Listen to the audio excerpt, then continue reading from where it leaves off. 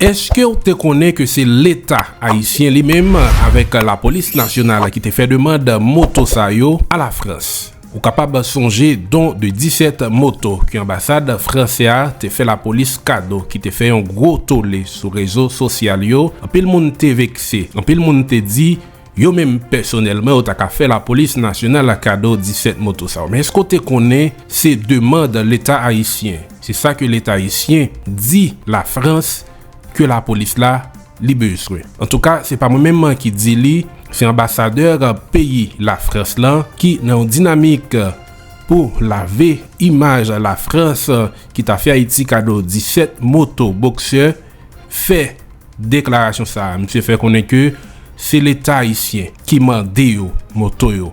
Qui donc c'est pas yo qui choisit fait cadeau 17 motos, c'est la police même qui dit c'est 17 motos que au besoin. Si c'est ta vraie révélation ça que ambassadeur l'a fait, si c'est pas ta gymnastique que ambassadeur a fait pour le tenter la vraie image ambassade de la France ou bien en représentation la France dans le pays d'Haïti, mais si c'est ta vraie pour la police, c'est demande ça que l'y fait à la France dans le contexte nous aujourd'hui, question ça qu'a vini, est-ce que vraiment qu'il y a volonté? Est-ce que vraiment moun qui sous pouvoir yo vle finir avec insécurité dans le pays? Est-ce que insécurité a li pas avantage moun sa yo qui sous pouvoir pour yo éterniser tête yo? Est-ce que ou pas font gens là pour faire insécurité à durer le plus de temps possible?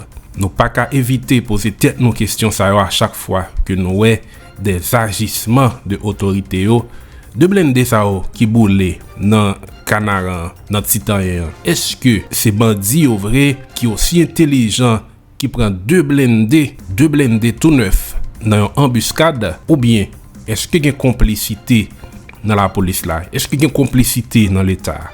C'est question que n'a posé. Est-ce que opération ça qu'a fait Village de Dieu, il était un objectif vraiment vrai, ou bien dans tête moun qu'a commandé opération, est-ce que objectif yo vraiment c'est craser gang Village de Dieu? Est-ce que c'est pas film cap monté? Bonjour, bonsoir, ça dépend de 1 kilo bien qui côté on peut se voir nous, c'est Founigé qui encore une fois entré la carte nous porter pour toute nouvelle cap dominer l'actualité tant sur le plan local que sur le plan international. Jeudi c'est dimanche 21 mai 2023. Bienvenue dans premier sortie édition nouvelle nous pour aujourd'hui. N'a souhaité un bon dimanche en compagnie de Founigé d'entrée de jeu. N'a demandé de quitter un like dans vidéo ça et des vidéos ça arriver à plus passer 1000 likes et des channels là continuer piquer ou puis devant. Gros point qui une actualité que nous allons développer pour là, il y a environ 30 bot people haïtiens interceptés dans zone turque en Caicos. Mesdames et messieurs haïtiens continuent à prendre la main sérieusement là. Et puis dossier Claude Joseph, est-ce que ancien premier ministre là li vraiment sanctionné par les États-Unis d'Amérique? Nouvelle là, il fait le tour des réseaux sociaux, l'état question de visa américain. Claude Joseph qui t'a coupé mais gagné des démentis qui t'a porté avec information ça là qui t'a fait croire que visa Claude Joseph pas coupé vrai, et pour preuve Claude Joseph l'état trouvé actuellement là dans ville New York City. Il y a 80 millions de dollars qui approuvés là pour payer l'Haïti par Banque mondiale. Là, nous allons venir avec plus de détails qui ça 80 millions de dollars ça va le faire, mesdames et messieurs. Et puis nous allons venir avec des séquences de interview ça de ambassadeur la France dans le pays d'Haïti. C'est une interview côté que on va découvrir que pas gagner volonté bon côté autorité haïtienne vraiment vrai pour combattre gang dans le pays d'Haïti. On va découvrir tout qui Jean et la France ouais nous qui Jean gros pays occident ouais nous. On va ouais c'est un ambassadeur qui est un bon diplomate t'a essayé répondre à quelques questions gênante, mais malheureusement, il n'est pas arrivé masquer comportement suspect ça que le gouvernement avec communauté internationale a gagné face avec insécurité qui a monté dans le pays d'Haïti. C'est point ça avec quelques autres qui pour le faire essentiel premier sortie de nouvelle nous pour aujourd'hui. Merci infiniment Zami Founijo même qui est branché dans la vidéo ça, get like, get commenter, get partager si vous faites intérêt sur channel ça, bienvenue sur channel Grande Puissance là, pas hésiter cliquer qu'on y la même sur s'abonner puis activer la cloche notification qu'on soit toujours rester connecté avec nous. Ou recevoir une notification notification chaque fois que nous avons une nouvelle émission. Pas oublier quitter un like dans vidéo ça dans toute l'autre vidéo nous pas oublier tout. Dis-nous qui côté ou après nous concernant pour gros chapeau pour dans prochaine vidéo. On a salué toutes les amis qui vont regarder vidéo ça du commencement à la fin, qui prennent like, qui prennent commenter, qui prennent partager. Sans plus tarder, on va directement dans le développement information. Nous partis. Si vous pouvez abonner à la chaîne Grande Puissance là, ou dormi dehors tonton, mais qui j'en pour faire ça? Voyagez à droite en bas vidéo ça, ou après petit triangle noir ça qui marqué s'abonner en français, ou bien subscribe en anglais, ou bien inscribir en espagnol. Cliquez sur lui. Tout de suite, cliquez sur la cloche qui paraît là, choisis option toute qui c'est première option. Et puis s'entendez à tout, ou déjà dans la bataille, ou pral fournir.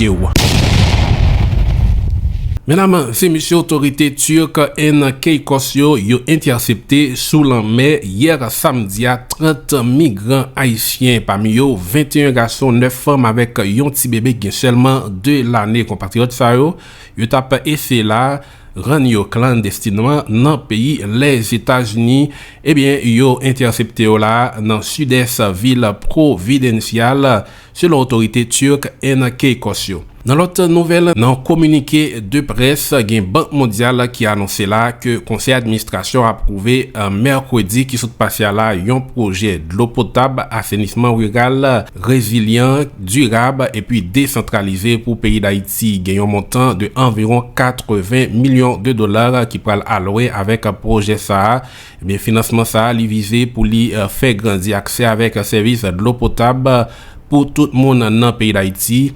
Et c'est un projet qui doit gagner un caractère résilient et puis durable et la bénéficier environ à 250 000 personnes. Et projet à tout, il pourra inclure accès avec un service d'assainissement de base qui pourra bénéficier avec environ 125 000 personnes, parmi eux 50% ces femmes qui trouvent dans des petites villes et des communautés rurales à travers le pays d'Haïti. Mesdames et messieurs, dans un premier temps, il y a une information qui t'a pas circulé sur les réseaux sociaux qui t'a fait croire que yo empêché Claude Joseph prend avion pour l'Iran dans le pays des États-Unis. Hier, information ça qui était circulé, était fait pile bruit sur réseaux sociaux. Mais selon un journal en ligne qui c'est Clin d'œil, yo démenti information ça là. Ces derniers actualisation qui tombait sous information ça, eh bien, et Claude Joseph li t'a trouvé li actuellement dans le pays les États-Unis, notamment dans la ville New York. T'a semblé c'est un problème qui était gagné au niveau de vol JetBlue que Claude Joseph t'a gagné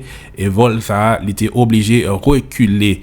Donc, li pas ta question de annulation visa américain de Claude Joseph, sinon il y a un problème qui était gagné au niveau de vol là que Claude Joseph t'a gagné pour les prendre en direction des États-Unis et d'Amérique. Selon le journal en ligne Clin d'œil, Claude Joseph vient nous dire ça, li trouve li bel et bien actuellement dans la ville New York. Mesdames et messieurs, à présent, moi invite à râler Tiches Bar et puis attendez qui Jean ambassadeur la France là, il t'a essayé faire des gymnastiques là pour expliquer ce fameux don de 17 motos à la police nationale. Le journaliste là, entre autres, t'es parlé sur un pile l'autre dossier brûlant. C'est une interview que tout Haïtien t'a dû suivre. Nous suivions extrait, on apprend tout de suite. Nous avons le plaisir d'accueillir sur le plateau l'ambassadeur de France en Haïti, M. Fabrice Moriès, qui est donc à sa 3e participation à la rubrique Le Point, et c'est un plaisir pour nous de l'accueillir. Monsieur l'ambassadeur, bienvenue, bonjour, merci d'accepter d'être avec nous ce matin. Merci beaucoup Wendell, effectivement c'est ma 3e participation à cette émission Le Point à Radio Télé Métropole et c'est toujours un plaisir de répondre à votre invitation. Donc encore merci pour m'accueillir ce matin. J'ai pensé à vous inviter, monsieur l'ambassadeur, c'est d'abord pour faire le point sur un certain nombre de sujets, d'actualité, mais en particulier le dernier don de la PNH reçu de la France, les 17 motos. Les 17 motos. Vous étiez très présent, ou encore l'ambassade de France était très populaire ces derniers temps sur les réseaux sociaux. Je fais que ce don a suscité des commentaires et même parfois une petite polémique au sein des réseaux sociaux. Mais je dois vous dire que cette polémique n'a pas beaucoup d'importance, mais je l'ai trouvé quand même un petit peu injuste, parce que, pour plusieurs raisons, et si vous me permettez de développer un petit peu les raisons pour lesquelles j'ai trouvé cette polémique un peu injuste, je le ferai volontiers. Je crois que, d'abord, ce que nous avons fait, c'est que nous avons fait ce don à la demande de la PNH. Je crois qu'il faut le rappeler que c'est la PNH qui nous a demandé... un don en moto. Absolument, c'est la PNH qui nous a demandé un don en moto, en automobile, en différents équipements, et c'est ce que nous allons faire toute cette année. Et donc ce que j'ai expliqué, lorsque nous avons fait ce don, c'était que ce don faisait partie d'une première tranche, d'une série de dons que nous allions annoncer pendant toute l'année. Simplement, il se trouve que là, nous avons commencé non seulement par les motos, mais nous avons également commencé par l'inauguration d'une génératrice au commissariat de Port-au-Prince, qui est situé sur le Champ de Mars. Pourquoi nous avons fait le don d'une génératrice? Tout simplement parce que le commissariat de Port-au-Prince n'a plus l'électricité d'EDH. Et donc je crois que c'est un petit peu compliqué pour les policiers de préparer leur mission sans avoir d'énergie, sans pouvoir communiquer, sans pouvoir avoir un commissariat en état de marche sur le plan énergétique. Mais est-ce qu'ils vous ont dit, au niveau de la PNH, est-ce qu'ils ont dit avoir besoin de 17 motos ou d'une dizaine de motos? Non, ils ont besoin de beaucoup plus de motos que ça.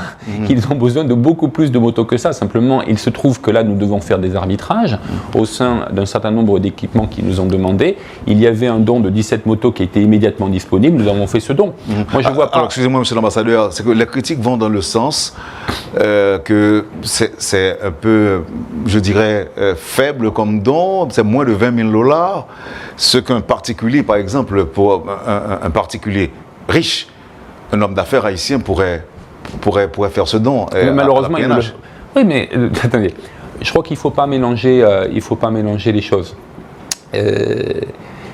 La police haïtienne, elle est financée non pas par les particuliers riches, elle est financée par l'impôt. Elle est financée par l'impôt que doivent payer tous les Haïtiens. Le problème fondamental de la police haïtienne, c'est qu'elle est sous-financée. Elle est sous-financée et donc elle est sous-équipée. Et elle est sous-dotée en ressources humaines et en ressources matérielles. Si vous regardez les statistiques internationales, vous constaterez que la police haïtienne présente la particularité d'être parmi les plus sous-dotées au monde. Et je ne parle pas de comparaison avec des pays développés comme la France, comme l'Europe, comme les États-Unis.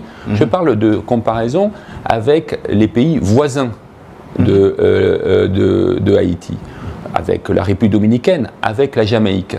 Moi, je vous invite à regarder les chiffres, j'invite tous les auditeurs à regarder les chiffres et de méditer ces chiffres et ensuite de réfléchir à la raison pour laquelle nous donnons des motos, ou nous donnons des automobiles, ou nous donnons des véhicules, ou nous donnons des génératrices, où nous donnons aussi d'autres équipements sur lesquels je ne peux pas rentrer dans le détail parce qu'il y a des choses qui sont aussi secrètes. Oui, mais on va y arriver de toute façon, monsieur l'ambassadeur. Est-ce que ces motos répondent aux normes? Est-ce que ces motos-là... Ces motos répondent aux normes qui nous ont été demandées par la police nationale haïtienne. Bon, très bien. Donc c'est la police nationale haïtienne qui nous demande un certain nombre de véhicules, qu'ils soient des véhicules de motocyclettes ou des véhicules automobiles, et nous les donnons dans le cadre de notre coopération. Mais je voudrais quand même revenir sur le point central, parce que je crois qu'à chaque problème, il y a chaque solution ou chaque initiative de notre part répond à un diagnostic. Quel est notre diagnostic? Et je me permets d'insister là-dessus parce que j'entends beaucoup de commentaires qui ne partagent pas ce diagnostic. Moi, je vais vous dire quel est notre diagnostic. Notre diagnostic, c'est que la PNH, aujourd'hui, souffre d'un problème capacitaire. Elle n'est tout simplement pas assez nombreuse et pas assez équipée pour faire face aux crimes organisés, aux gangsters et à l'ensemble des troubles à l'ordre public ici en Haïti et en particulier dans la région métropolitaine de Port-au-Prince. Cette analyse, qui est un problème capacitaire, nous le basons sur des éléments qui sont objectifs, des éléments chiffrés. Ces éléments chiffrés, quels sont-ils? Moi, je me base par exemple sur ce qu'a dit la représentante spéciale des Nations Unies, Madame Salvador, au dernier Conseil de sécurité, qui nous explique qu'il y a 13 000 policiers sur l'ensemble du pays. Et ça, c'est un effectif théorique, parce que ce sont les 13 000 policiers qui sont payés par le ministère des Finances. Et en fait, il y en a 9 000. Donc déjà, il y a un écart entre les policiers effectifs qui font des tâches policières et ceux qui sont effectivement sur les fiches de salaire. On peut se poser les questions pour savoir pourquoi il y a un tel écart. Mais admettons ce chiffre de 9000. Ce chiffre de 9000, si on le rapporte à la population, on arrive à un taux d'à peu près 0,7 policiers par 1000 habitants. Bon, quelle est la norme qui est recommandée sur le plan international ? La norme qui est recommandée sur le plan international, c'est 2,2. Donc 0,7, 2,2. Ça, c'est la norme. Quelle est la norme ? Quel est le chiffre en République dominicaine ? 3,1. Quel est le chiffre en Jamaïque ? 3,7. Donc nous sommes dans une situation où en Haïti, il y a 4 à 5 fois moins de policiers par habitant qu'en République dominicaine ou en Jamaïque. Donc les raisons de l'insécurité, elles sont là, elles sont fondamentalement là. Et ça nécessite quoi ? Ça nécessite un effort de tous pour refinancer. Vous savez, il y a un débat actuellement aux États-Unis sur le defunding de la police, des forces de sécurité. Le defunding, il est à Haïti et il est à Haïti depuis longtemps. Depuis longtemps, les Haïtiens ne payent pas assez pour leur sécurité. Tous collectivement. Ce n'est pas la faute de tel ou tel. Je ne jette pas la pierre sur tel ou tel. C'est aussi la faute de la communauté internationale. Nous-mêmes, nous avons fait des erreurs. Nous avons arrêté notre coopération avec la police pendant des années parce que nous pensions que les choses étaient réglées. Nous pensions que la MINUSTAH, nous pensions que les efforts nationaux avaient réglé le problème. Ce n'est pas le cas. Donc aujourd'hui, nous réinvestissons ce dossier, nous le réinvestissons avec des moyens qui sont croissants. Est-ce que c'est suffisant ? Non. Est-ce que nous aimerions donner plus que 17 motos ? Oui, et nous allons le faire. Maintenant, parlons justement des véhicules attendus. Il y aura des blindés aussi, non ?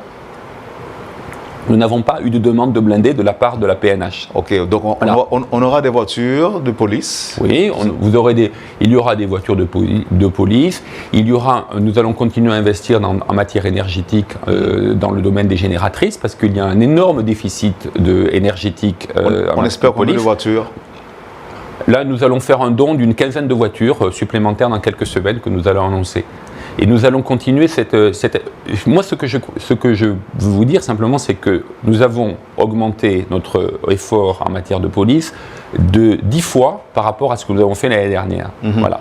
Et si nous dépensons notre argent rapidement, si nous arrivons à fournir ce que nous nous sommes engagés à fournir rapidement, eh bien, nous en aurons plus l'année prochaine. Voilà. Je présume, monsieur l'ambassadeur, que cette demande s'inscrit dans le cadre de la lutte contre les gangs, contre l'insécurité. Est-ce que le gouvernement n'a pas demandé des armes, n'a pas demandé des munitions ? Sinon, pourquoi ? C'est-à-dire, non, je ne dis pas que le gouvernement ne souhaite pas avoir plus d'armes et de munitions. Moi, ce que je vous dis, c'est qu'il y a des choses dans le cadre de ce point de coopération que nous pouvons faire et des choses que nous ne pouvons pas faire. Là, en ce qui concerne cet argent, ce budget que nous avons, c'est un budget qui vient du ministère des Affaires étrangères, c'est un budget de coopération, et donc nous ne pouvons pas, sur ce budget, acheter des armes et des munitions. Mais ça ne veut pas dire que la police haïtienne soit dans l'incapacité de le faire par elle-même. Après, si vous voulez, ce que nous allons fournir, ce sera autant d'argent qui pourra être consacré à l'achat d'armes et de munitions. Ça, c'est à la police nationale haïtienne de faire les arbitrages budgétaires qui lui conviendront pour acheter des équipements létaux. Mais encore une fois, et je reviens sur la question parce que je crois que je ne suis pas encore assez clair et votre question montre que je ne suis pas assez clair, donc je vais réexpliquer.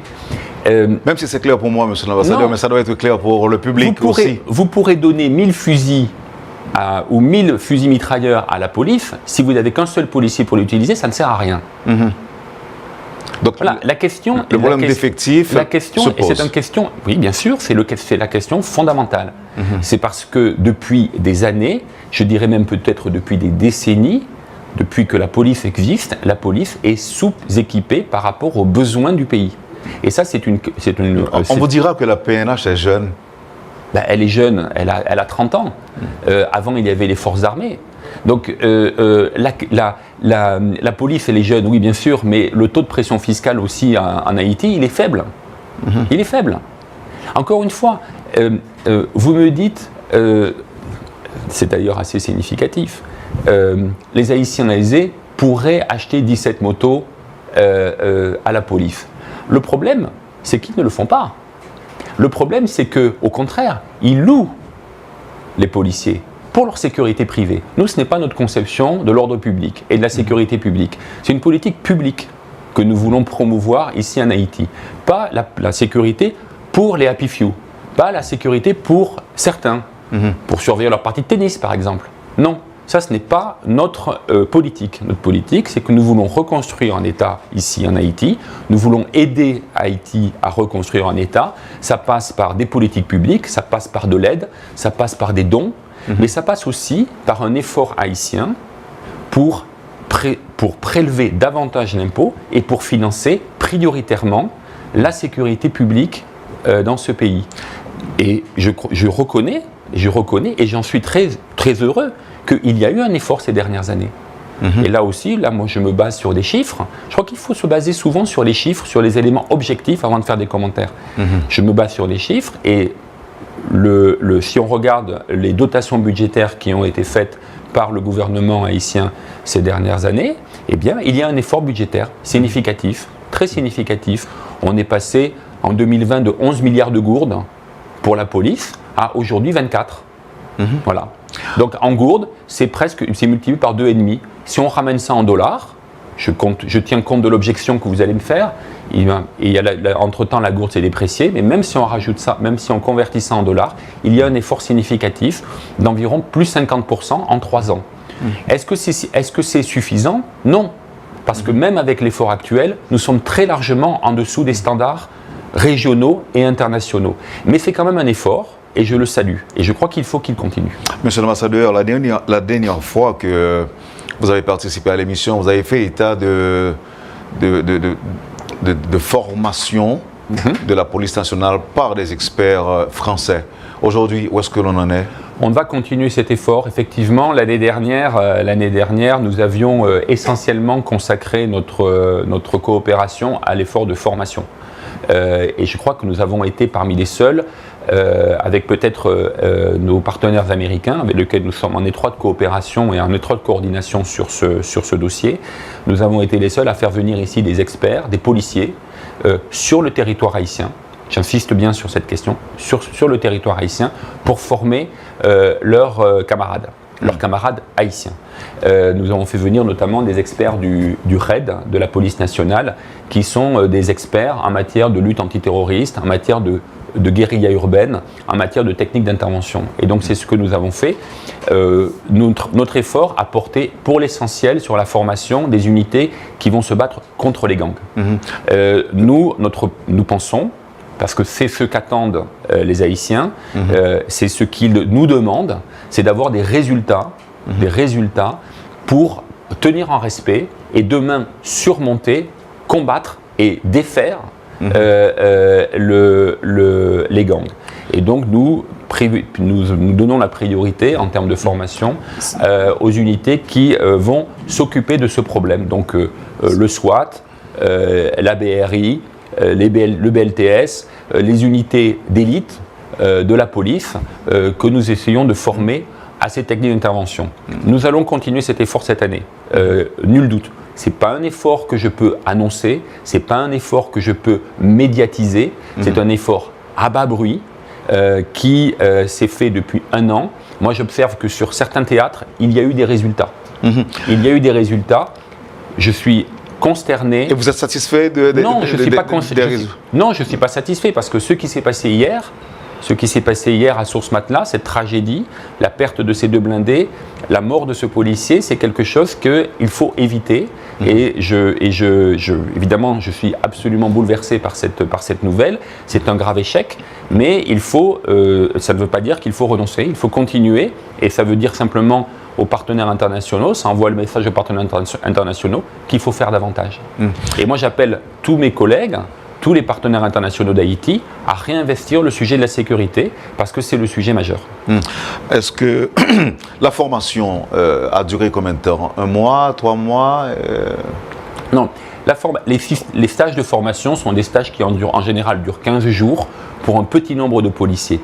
Vous ne pouvez pas, c'est faux de dire que vous pouvez former 500, 600, 700 policiers comme ça de but en blanc, sans avoir les ressources humaines, sans avoir les ressources pour les équiper, pour les armer, pour les payer. Vous ne pouvez pas. La police nationale haïtienne n'a pas cette capacité de délivrer. Parce que c'est une petite police, c'est une jeune police, comme vous l'avez dit, c'est une police sous-financée. Et donc, nous devons nous adapter aux capacités d'absorption de cette police.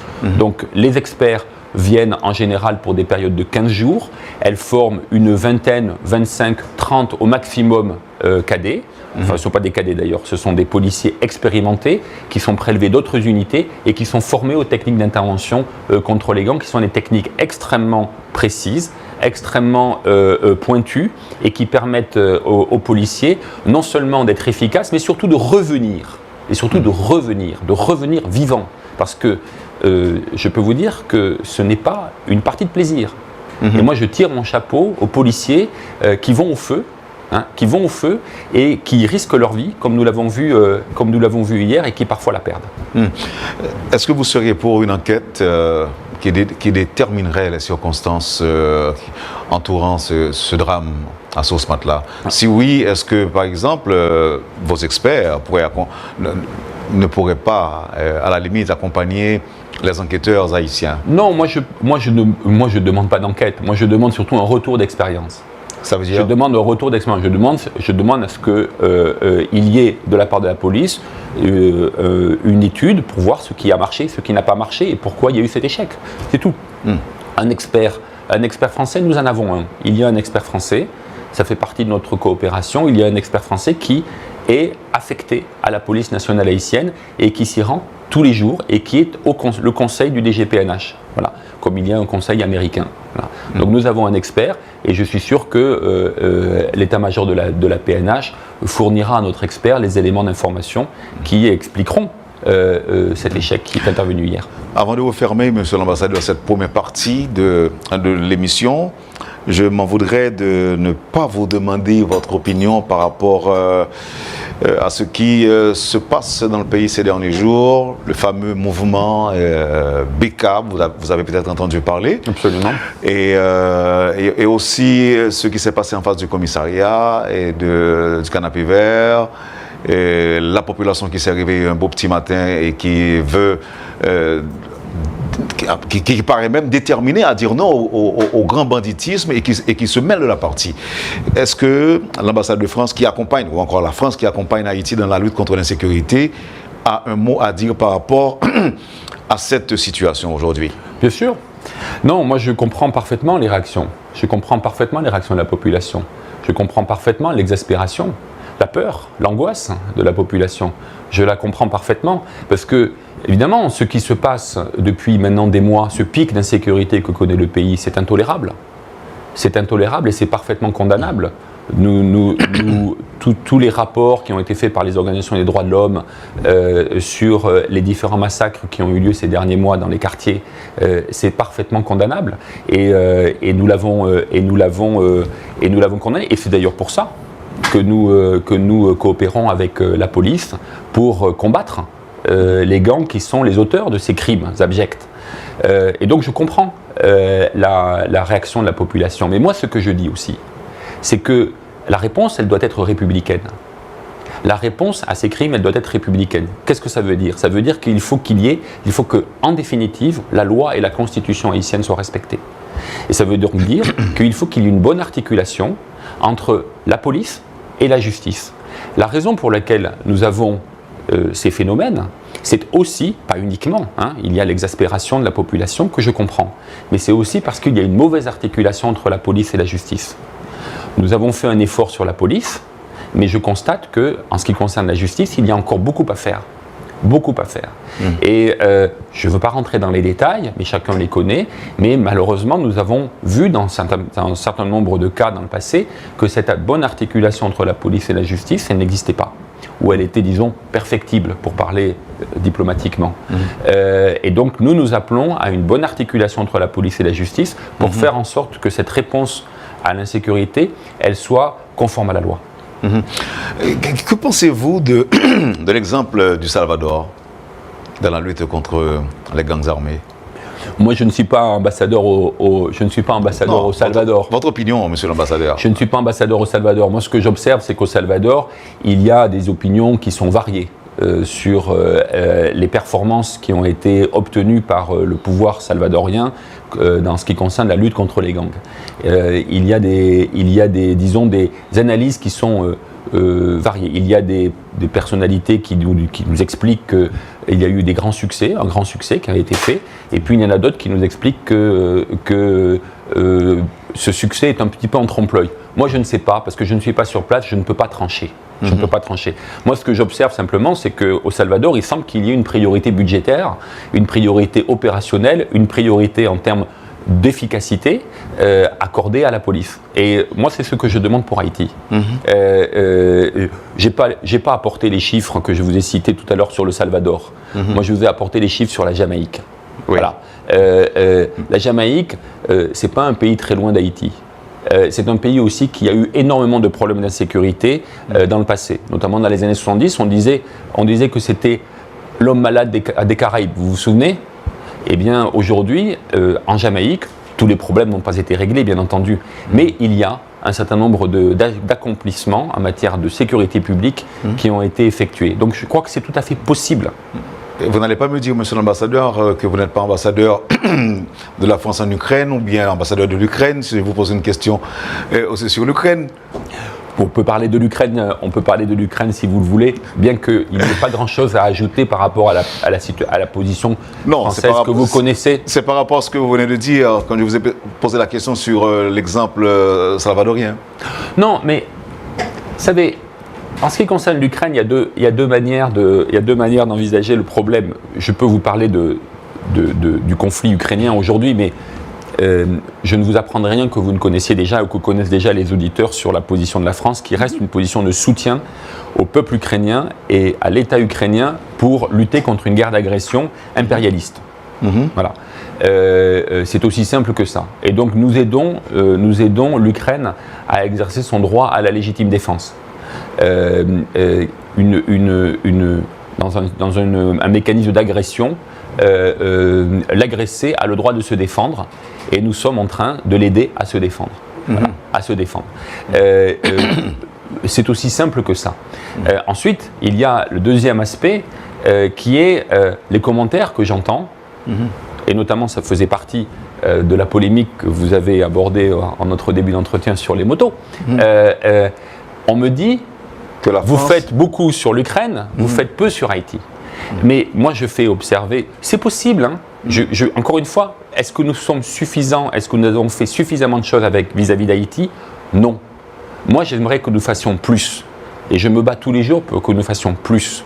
Simplement, j'observe que nous faisons chaque année beaucoup plus que l'année précédente et j'espère que ça va continuer. Ouais, mais en revanche, il n'y a pas de comparaison du tout, monsieur l'ambassadeur, entre l'aide française à l'Ukraine et l'aide française à Haïti. Mais vous n'êtes pas le seul en tant que pays occidental. C'est pareil aussi pour les Américains. Les Américains, nous sommes à moins de 2 heures de leur pays. Mais parce que les situations ne sont pas les mêmes.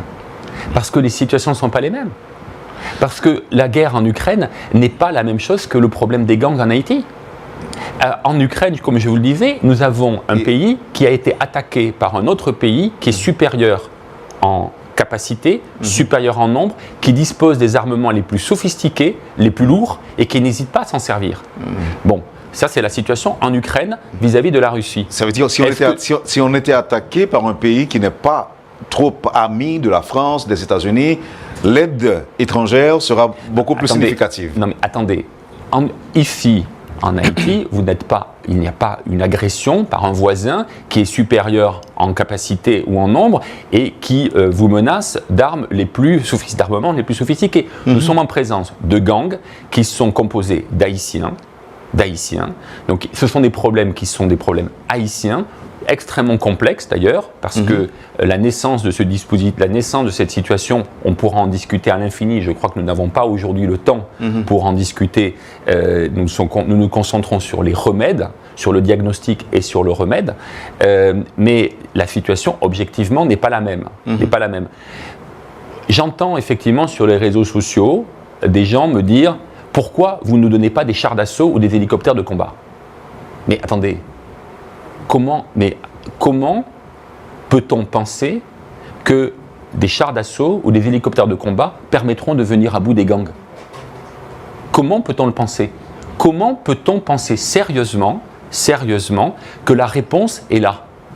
À supposer même que ce soit faisable et possible, à supposer qu'il y ait des pilotes d'hélicoptères de combat disponibles en Haïti, à supposer qu'il y ait une industrie de maintenance pour maintenir en état ces équipements. Mais même à supposer ça, de sa faisabilité, quelles seront les conséquences collatérales? Oui, mais est-ce qu'on peut pas poser est-ce qu'on peut pas se poser la même question aussi pour l'Ukraine, monsieur l'ambassadeur? Absolument pas. On peut aussi se dire, qui vous dit que l'aide internationale, l'aide occidentale, par exemple, à la Russie, à l'Ukraine, pardon, va apporter les résultats escomptés? Ah ben, elle les a déjà apportés. Elle les a déjà apportés. Mais ça traîne en longueur jusqu'à présent, la guerre continue, monsieur l'ambassadeur. Bien sûr, la guerre continue. La guerre continue. Mais l'objectif de l'Occident n'était pas de défaire la Russie. L'objectif de l'Occident était d'empêcher que l'Ukraine soit envahie, de lui permettre à l'Ukraine de se défendre. Et c'est ce qu'elle a fait. Et c'est ce qu'elle fait toujours, héroïquement. Héroïquement. Donc, je répète, je reviens à mon raisonnement sur la comparaison entre les deux théâtres. Je crois qu'il faut... le problème auquel Haïti est confronté est un problème de maintien de l'ordre public. C'est un problème de récupération du monopole de la violence légitime par la police. La police haïtienne, l'État haïtien a perdu ce monopole. Il faut que l'État et la police le récupèrent. C'est tout. C'est tout, mais c'est beaucoup. C'est beaucoup. Et ça prendra du temps. Simplement, il n'y a pas d'autres options que de travailler avec la police, avec éventuellement les forces armées d'Haïti, mais en tout cas avec tout ce qui concerne le maintien de la sécurité publique en Haïti, pour faire en sorte que demain, ces forces de sécurité puissent l'emporter.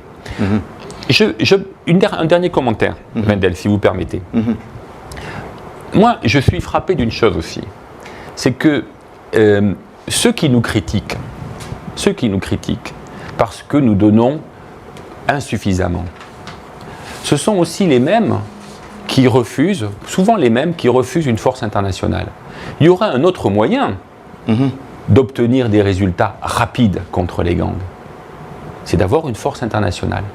Mais jusqu'à présent, ça fait longtemps déjà que le gouvernement haïtien se dit demandeur, monsieur l'ambassadeur. Oui, le gouvernement haïtien, bien seul,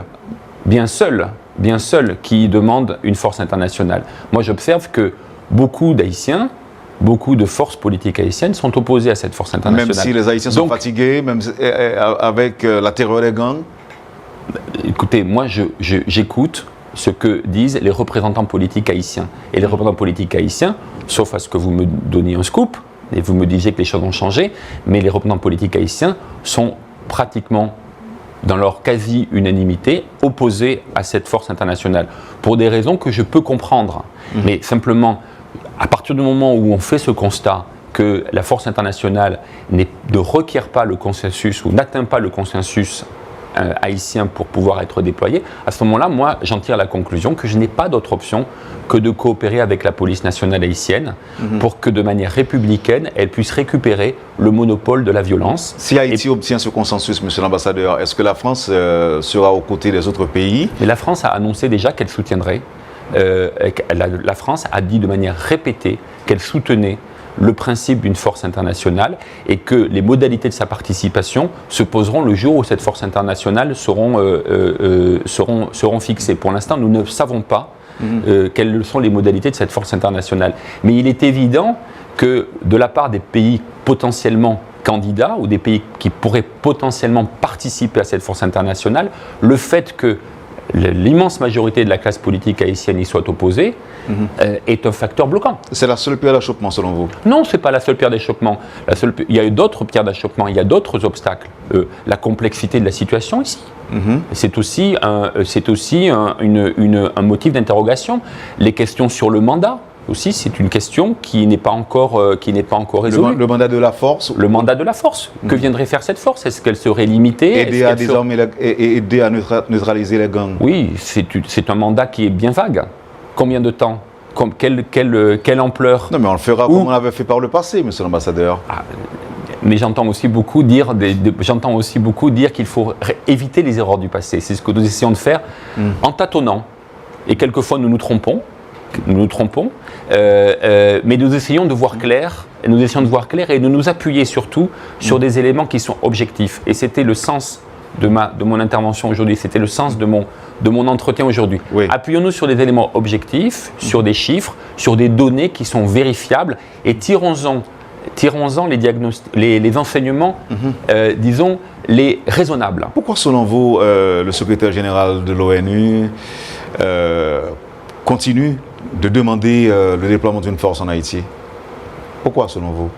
Je crois qu'il est le secrétaire général des Nations Unies et sa représentante ici, Mme Salvador, reflète je dirais pas le consensus, mais en tout cas reflète un accord largement partagé au sein de la communauté internationale qu'une force internationale, le déploiement d'une force internationale, selon des modalités à définir, permettrait de gagner du temps, permettrait d'avoir des résultats plus rapides contre les gangs qu'en le laissant cette responsabilité à la PNH. La PNH y arrivera. J'ai aucun doute là-dessus. Je n'ai aucun doute sur le fait que la PNH, une PNH qui demain sera mieux équipée, mieux formée, mieux dotée en ressources humaines, y arrivera. Simplement, nous partons de loin. Nous partons d'une situation où depuis des années, la tension budgétaire, la tension humaine, la tension en termes d'équipement n'a pas été portée par la PNH. Pour plein de raisons. Parce qu'il y avait la MINUSTAH, parce qu'il y avait d'autres acteurs, parce que peut-être aussi le problème du crime organisé en Haïti n'était peut-être pas aussi prégnant qu'aujourd'hui. Mais maintenant que nous avons fait le diagnostic inverse, il faut en tirer les conséquences en termes administratifs, en termes budgétaires, en termes opérationnels. Et c'est ce que nous essayons de faire. Merci y compris avec les 17 motos. Oui, vous avez dit que ce n'est qu'un début, il y aura d'autres... Ce n'est qu'un début, il y aura d'autres annonces. Nous allons les multiplier au cours de l'année. Et j'espère que nous convaincrons la plupart des sceptiques. Nous ne convaincrons jamais tous les sceptiques, bien évidemment. Et il y aura des critiques, et c'est normal. C'est tout à fait normal, et nous les acceptons. Donc la police... Mais c'est aussi normal pour moi de venir répondre. C'est ça. La police doit savoir qu'elle aura bientôt une quinzaine de véhicules. Je retiens cette information. Il y aura d'autres choses. Mais il y aura d'autres choses. Qu'on ne peut pas dévoiler, qu'on ne peut pas dire en public. Il y a des choses que je ne peux pas vous dire, parce que tout simplement c'est secret. Il y aura des drones, monsieur l'ambassadeur? Je ne peux pas vous dire, parce que c'est secret. Toutes les choses. Merci beaucoup. Et je ne vais pas dire, et je ne vais pas donner des informations à des gangsters qui peut-être nous regardent. Oui, peut-être. Ils nous regardent, s'ils ont le temps. Et je crois qu'ils ont les moyens de communication pour le faire. Voilà. Merci. Je comprends. Merci beaucoup, monsieur l'ambassadeur. On va prendre la pause et on revient. On va parler de la possibilité de tenir les élections avant la fin de cette année. Est-ce que la France entend appuyer Haïti dans cette démarche? Les élections, selon vous, sont-elles possibles aussi avant la fin de cette année? Et pourquoi ne pas parler de ce qui s'est passé à Cap-Haïtien hier, notamment? Merci encore une fois, monsieur l'ambassadeur. Très bien. Merci beaucoup. Madame, monsieur, la rubrique Le Point de Radio et Télémétropole. Notre invité ce matin, l'ambassadeur de France en Haïti, monsieur Fabrice Moriès. Merci de l'intérêt et à tout de suite après la pause. Le Point est une courtoisie de la BNC, Unipièce, Arcordia Shipping et Lissa Lotto. Bienvenue à la deuxième partie de la rubrique Le Point de Métropole. Ce matin, notre invité, l'ambassadeur de France en Haïti, à qui nous avons le privilège de poser des questions d'actualité. Évidemment, avec la participation, je dirais, très active en quelque sorte du public, des auditeurs et téléspectateurs et même des internautes de Métropole. Et je voudrais rapidement, avant d'enchaîner avec notre questionnaire, il y a, monsieur l'ambassadeur, un auditeur qui souhaite que je vous pose cette question, à savoir, le problème des gangs en Haïti n'est pas seulement un problème haïtien, il est aussi fondamentalement international, car les armes de guerre viennent de l'Occident, dont États-Unis, la France, pour ne citer que cela. Vous avez une réaction par rapport à cette remarque d'un auditeur. Le trafic illégal d'armes à feu dans le monde, c'est un problème, c'est évident, et c'est un problème pour tout le monde, pas seulement pour Haïti. Il est malheureusement une plaie que nous combattons pour l'ensemble des pays de la région.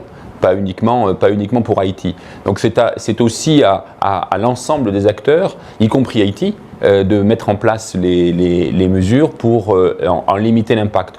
Mais en revanche, votre auditeur, là je conteste parfaitement ce que dit votre auditeur sur l'origine française du problème. Moi je me prononce que pour la France. Le commerce des armes est extrêmement réglementé en France et en dehors de France. Le principe, c'est que les exportations d'armes est interdit hors de la France. Toute exportation d'armes doit être autorisée et acquérir une arme, a fortiori une arme de guerre en France, n'est possible que par des voies illégales. Et ça c'est quelque chose que chacun connaît et toute personne qui est allée en France peut le constater. Non, ce n'est pas un problème, le problème de trafic d'armes dans la Caraïbe n'est pas un problème français. En revanche, nous sommes bien conscients qu'il existe et nous essayons de le combattre sur le plan international pour faire en sorte que la prolifération de ces armes à feu effectivement ne vienne pas aggraver la situation en Haïti. J'observe qu'il y a aussi un autre problème dont on n'a pas parlé, c'est le problème des munitions, parce que pour faire fonctionner une arme, il faut des munitions, et les armes ont une durée de vie longue, les munitions, elles, non. Donc il faut des approvisionnements réguliers. Donc là, je crois qu'il y a eu aussi des efforts qui ont été faits. Donc là, on peut pas penser à la France en termes non plus, parce que c'est la même chose, c'est la même réglementation.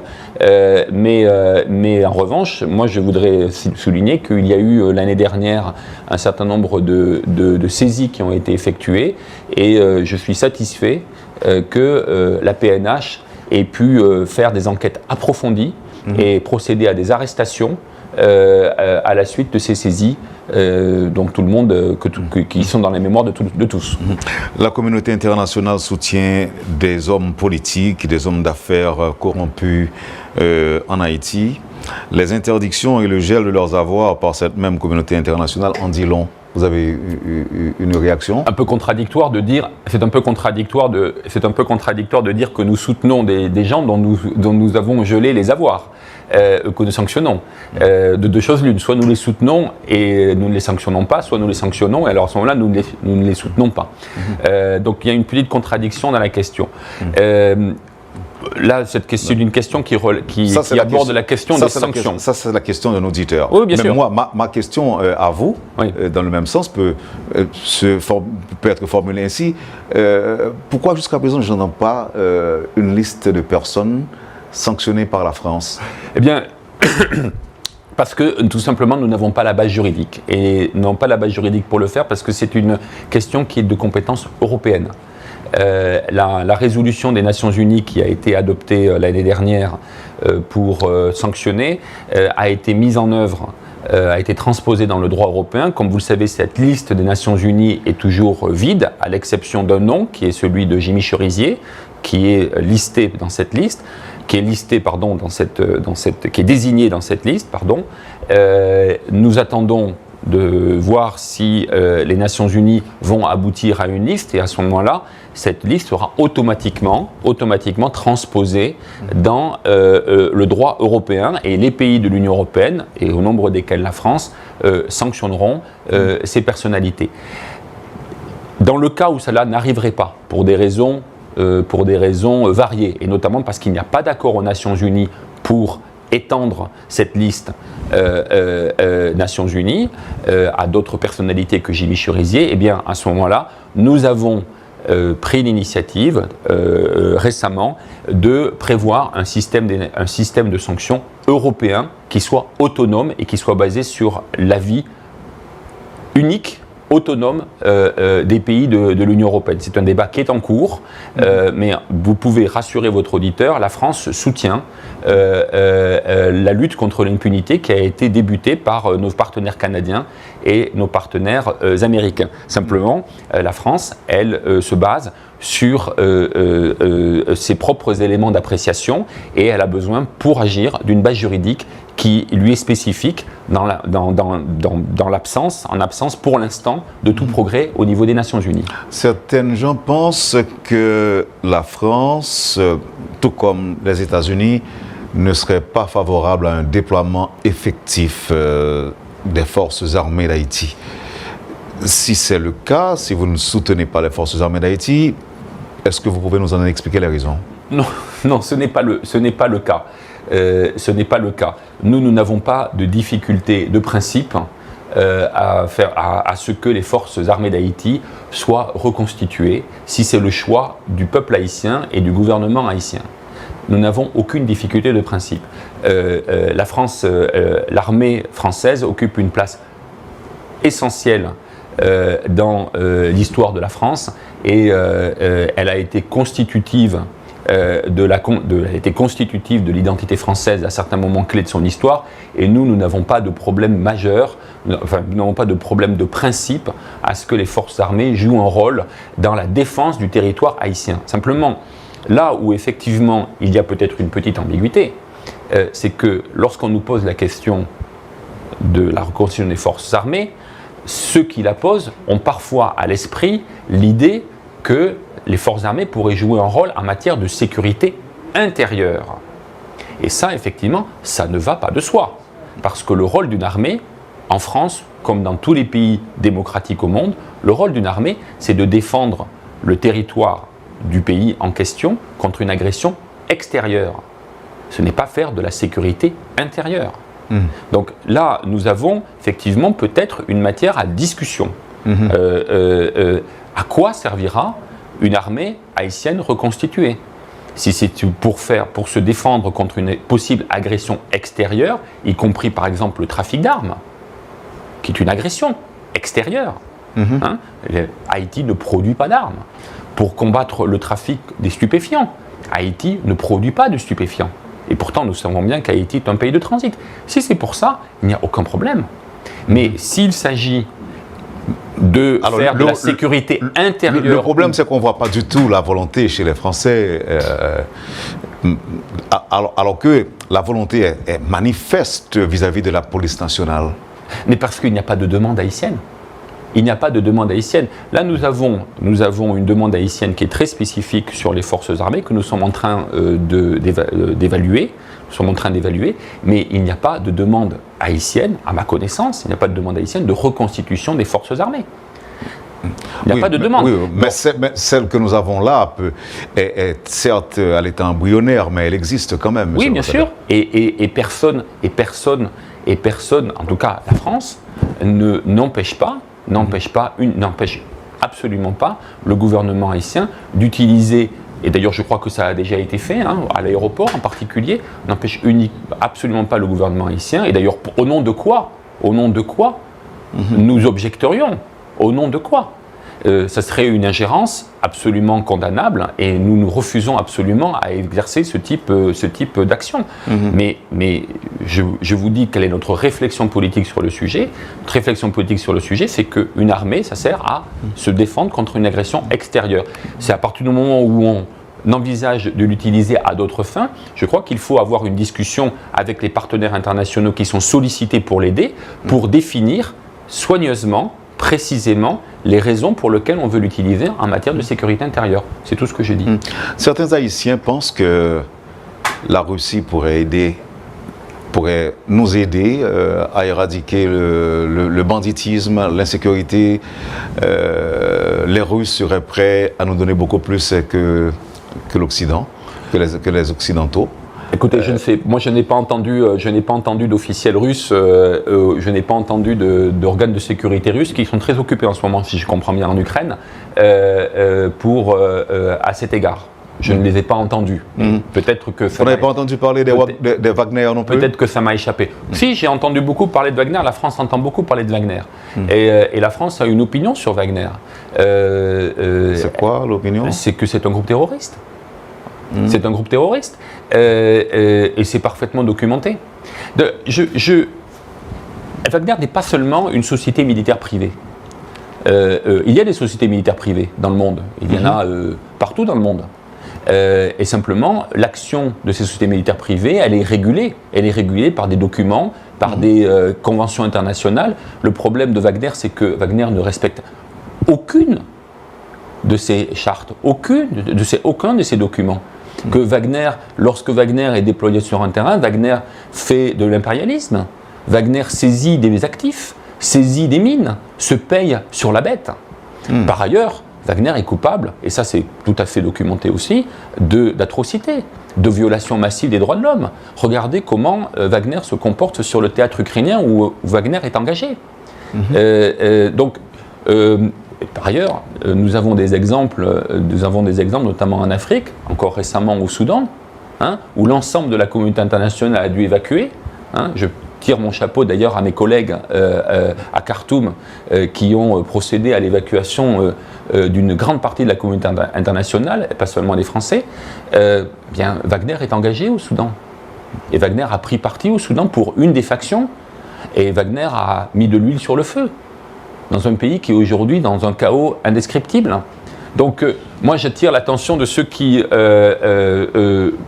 parlent de Wagner, de regarder un petit peu quels sont les exemples, quels sont les théâtres sur lesquels Wagner est engagé, et de réfléchir à ce qu'il serait souhaitable. Est-ce que ce serait souhaitable de l'avoir à Haïti? Vous avez dit que Wagner est un groupe terroriste. Oui, absolument, c'est l'opinion de la police, c'est l'opinion française. Il y a eu un débat. Je vous invite. Sur mon compte Twitter, j'ai retweeté une intervention du ministre des Affaires étrangères le 9 mai à l'Assemblée nationale qui a été intégralement consacrée à Wagner, puisqu'il y avait le vote d'une résolution par l'Assemblée nationale française qualifiant Wagner de groupe terroriste. La ministre, et les gangs, monsieur l'ambassadeur? Nous ne sommes pas pour les gangs non plus. Moi, je vous pose la question. Vous me demandez de choisir entre la peste et le choléra. Moi, je vous dis, je ne choisis ni l'un ni l'autre. Je ne choisis ni l'un ni l'autre. Moi, je choisis une réponse républicaine, respectueuse des droits des citoyens haïtiens, et je ne souhaite pas introduire, ou je déconseille formellement d'introduire un groupe qui n'a apporté là où il est intervenu que la mort et la désolation. Monsieur l'ambassadeur, et parlons des élections. Nous sommes en mai, 19 mai. Est-ce que vous pensez, comme le veut le gouvernement, que les élections puissent se tenir avant la fin de cette année? Non, moi je ne veux pas fixer, je ne veux pas parler de délai. Je ne parle pas de délai. Pourquoi je ne parle pas de délai? Parce que pour moi, les élections, le critère d'une élection, ce n'est pas le temps dans lequel elle va se dérouler, c'est surtout sa qualité. C'est de faire en sorte que les élections soient crédibles, qu'elles soient justes et qu'elles soient transparentes, et qu'il y ait une masse critique de responsables politiques, de partis politiques haïtiens qui soient confortables et qui soutiennent ce processus électoral. Donc moi je préfère que nous prenions le temps, nous prenions le temps de faire les choses bien, de faire les choses mieux que dans le passé, et d'avoir un processus électoral qui soit crédible. En revanche, nous pensons, et nous avons toujours pensé, que la solution à la crise haïtienne passe par des élections. C'est absolument nécessaire. Et donc ces élections devront intervenir. Le plus tôt sera le mieux, mais je ne veux pas parler de délai. Et je crois qu'il ne faut pas se fixer de délai. Les choses vont à leur rythme. Est-ce qu'elles vont suffisamment rapidement pour moi? Non. Non, j'aimerais que les choses aillent plus vite, parce que je suis convaincu que la tenue d'élections crédibles sera, avec la lutte contre l'insécurité et avec la victoire contre les gangs, sera un élément majeur de règlement de la crise haïtienne qui a été ouverte, ou en tout cas qui s'est approfondie avec l'assassinat du président Moïse, mais c'est une crise qui vient de plus loin, comme nous le savons tous, et donc il faudra en passer par des élections. Voilà. En avril dernier, votre président, le président français, a rendu un hommage posthume à Toussaint Louverture. C'était quel message il voulait faire passer? Je crois que le message qu'il voulait faire passer en allant en Fort-de-Joux et en prononçant cet éloge de Toussaint Louverture, c'était de rendre hommage à un grand Haïtien et à un héros. On a plutôt l'impression qu'il s'adressait à un général français. Toussaint Louverture a été un général français. Il a été général français. Oui, vous venez de dire un Haïtien. Mais c'est aussi le précurseur, sur la formule consacrée, c'est aussi le précurseur de l'indépendance d'Haïti. Moi, je suis allé quelques semaines auparavant au musée du Panthéon national avec le Premier ministre et avec un certain nombre de mes collègues pour participer à l'hommage d'Haïti à Toussaint Louverture.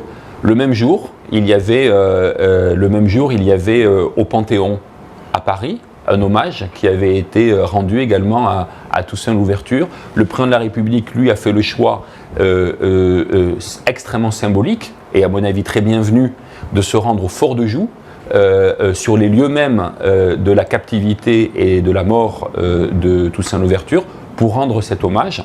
Moi, je crois qu'il ne faut pas y voir, j'ai vu quelques critiques en disant il y a une récupération. Non, pas du tout, il n'y a pas une récupération. Il y a simplement un hommage qui a été donné à un homme qui a joué un rôle absolument clé dans le processus d'abolition de l'esclavage.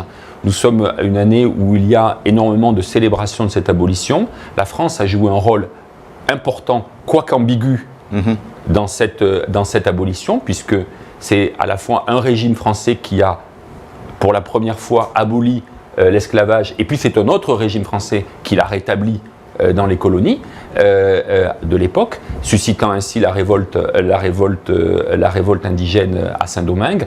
Eh bien, je crois que c'est une manière de rendre compte cet hommage à la complexité de cette histoire, et dans un esprit qui n'est pas un esprit de discorde, pas un esprit d'appropriation, mais un esprit de concorde.